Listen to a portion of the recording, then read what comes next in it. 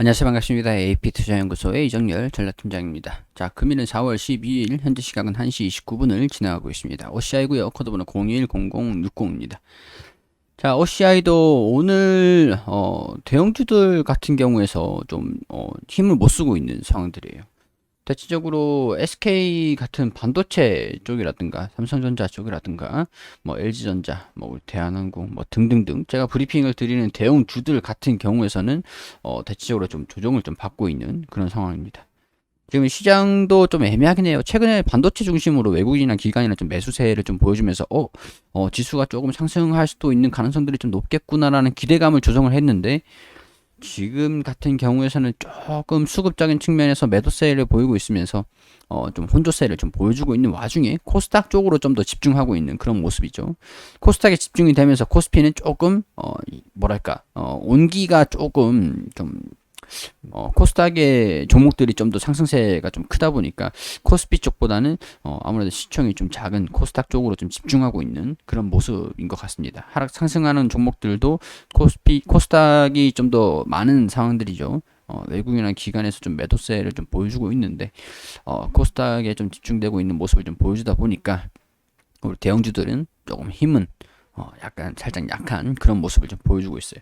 일단 61선 좀 지지 구간을 좀 볼 필요가 있겠죠. 뭐 장 막판에 좀 말아 올리는 모습을 좀 보여줄 수도 있겠다 싶기도 한데, 아무래도 61선에서 터치를 하고 반등 나올 가능성들도 어느 정도 좀 이제 가능성들을 좀 더 높다라고 좀 볼 필요가 있을 것 같습니다.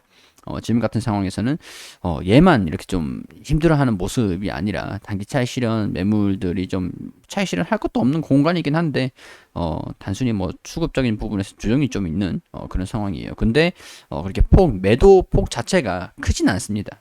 매도 폭 자체가 크지 않기 때문에 그냥 지금 상황에서는 그냥 뭐 상승 중에 조정을 좀 받고 있는가 보다, 그렇게 생각하시는 게 오히려 마음이 좀 편하시지 않을까 그런 생각이 들어요.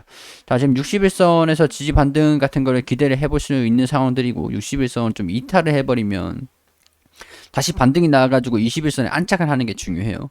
근데 뭐 나쁘진 않을 것 같다라고 제가 계속 말씀을 좀 드리는 게, 반등이 좀 나와가지고 안착을 할 수 있는 게 불가능하진 않을 것 같거든요.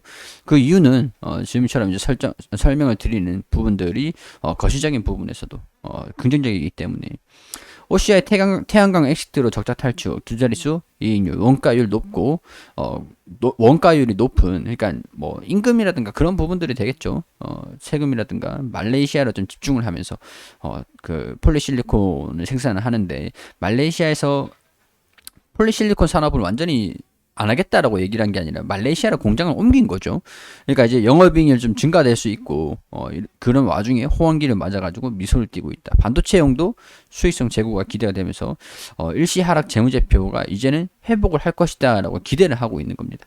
재무지표 역시 정상화될 것으로 보인다. 근데 재무 발표를 하는 걸 또 실적을 또 봐야겠죠. 폴리실리콘 사업이 포함된 베이직 케미칼 부분들이 2018년도 3분기 이후 매분기 적자를 지속하면서 전체 영업 손실의 주된 요인으로 작용을 했다. 그렇기 때문에 폴리실리콘이 회복을 하고 있다라고 얘기를 하는 것들은 영업 손실의 원인이 해소가 되는 부분들이다라고 할 수 있는 부분들이니까 폴리실리콘의 실적 부진이 앞으로 회복세를 좀 보이면서 폴리실리콘의 사업 부분들이 개선되는 그런 모습을 보여줄 것이다. 태양광 수요 성장에 대한 우려와 경쟁 업체들의 공격적 증설에 공급이 과잉된다, 이런 심화 등으로 제품 전반의 가격이 하락을 했었죠. 근데 중국에서도 공격적으로 생산을 해왔기 때문에 중국에서 폴리실리콘을 점유율이 좀 높아요. 높기 때문에 중국에서 이제 중국 일부 지역을 제외하고 가장 낮은 것으로 말레이시아 공장 원가 수준, 그러니까 중국 업체와도 경쟁이 가능하기 때문에 말레이시아로 옮겼죠. 이런 상황에서 신장 지역에서 생산하는 중국의 폴리실리콘은 불매 규제 움직임이 확산이 되고 있으면서 이번에 4월 22일 기후정상회담이 예정되어 있는데 이때도 언급이 될 것으로 보입니다. 그렇기 때문에 이런 부분들의 OCI가 반사 수혜를 받을 수 있다라고 전망을 하는 부분들이 되겠죠. 반도체용 폴리실리콘 역시 아직은 고정비 부담이 높은 상황이지만 생산 확대 이후 안정적인 수익성이 유지를 가능할 것이라는 지배적이며 DCR이 프로젝트 분양 개시로 유의미한 현금 유입이 개선이 된다. 자, DCRE 사업 종료 시 현금 2조 7천억 원이 유입이 된다. 현금이 2조 7천억 원이 자회사죠. 자회사인데 도시개발 프로젝트 해가지고 1차 분양을 시작한다. 3월부터 프로젝트가 진행되면서 6, 7년 걸쳐 토지가 장부가 1조 1천억 원인데 현금으로 전환되는 구조다. 3단지 아파트 평균 분양가가 5억 원. 6차에 걸친 최종 사업 종료로 누적 현금 유입 규모는 2조 7천억 원으로 추정이 된다.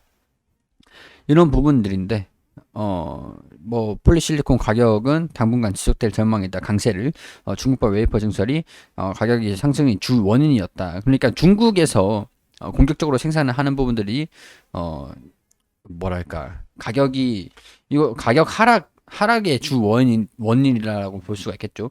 중국에서 적극적으로 생산을 해왔기 때문에 증설을 하면서 가격이 하락을 했지만 미국, 유럽 등 선진국을 중심으로 신장 지역 규제가 현실화되면서 일시적인 수급 차질이 예상이 되면서 폴리실리콘 가격도 상승을 할 것이다. 그리고 현금이 2조 7천억 원 가량이 추정인데 진입 또 들어온다.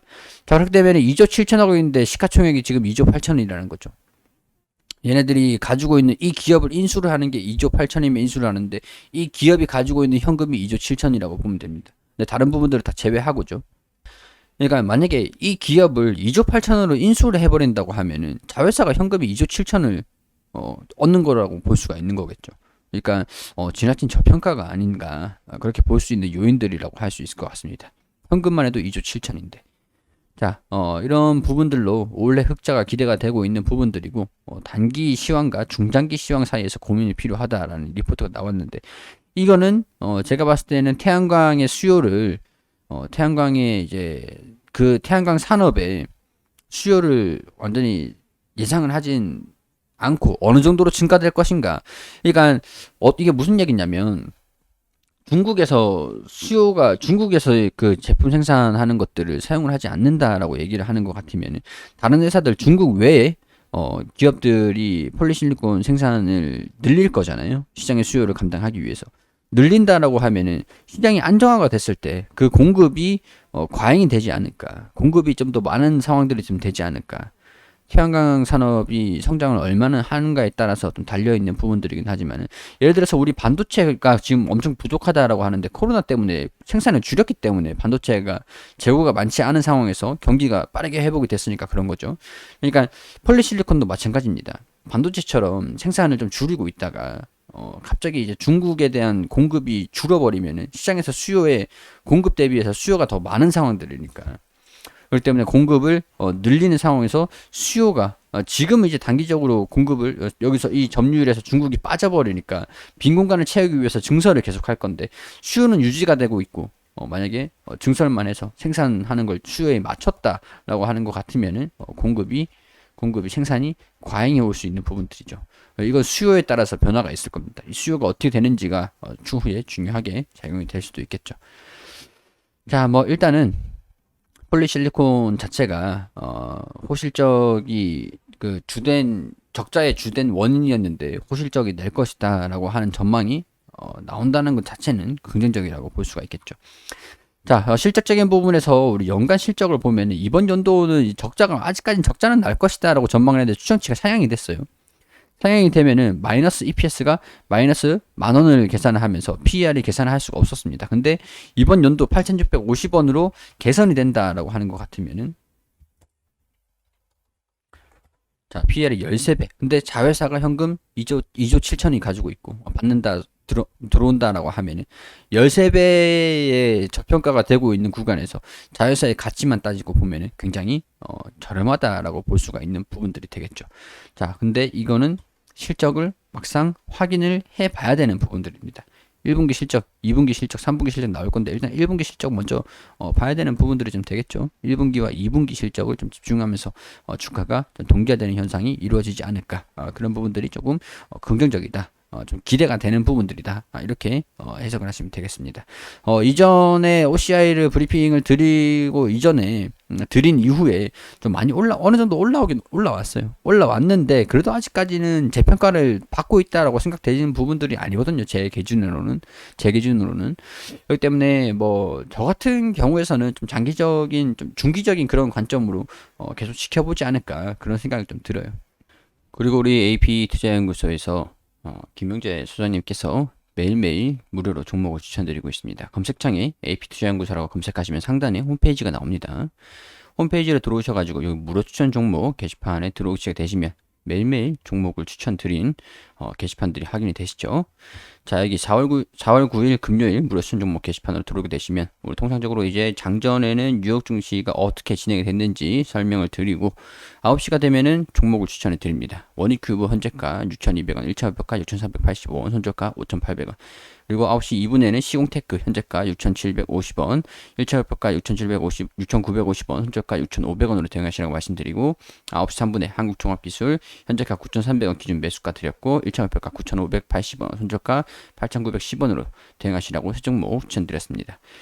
자, 시공테크 상승을 하면서 이렇게 수익을 드렸고, 자, 시공테크 그리고 한국종합기술도 이렇게 차트를 통해서 설명을 또 드리고, 자, 여기 보시면 세 종목 추천에 두 종목 수익, 한 종목 보유 중입니다. 시공테크, 한국종합기술 수익 종목, 보유 종목 원익큐브.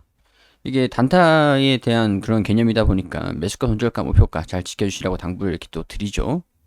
자, 이렇게 유의사항들 안내를 드리고 있으니까 참고를 하셔가지고 반드시 좀 보시길 바라고요. 종목들이 이날 같은 경우에서는 당일 최고가 7,100원을 터치하면서 원익큐브가 14%, 그리고 그 시공테크가 상한가를 기록을 했습니다. 그리고 한국종합기술도 16%가량 추천한 뒤에 올라갔고요. 자, 누적 합산 수익률, 이 매일매일 이렇게 종목을 추천드린 내역들을 기록을 한 것들이거든요. 그리고 우리가 물론 이제 손실이 날 수 있으니까 손절가 같은 부분들은 반드시 지켜주시는 거를 권유를 드리고 있습니다.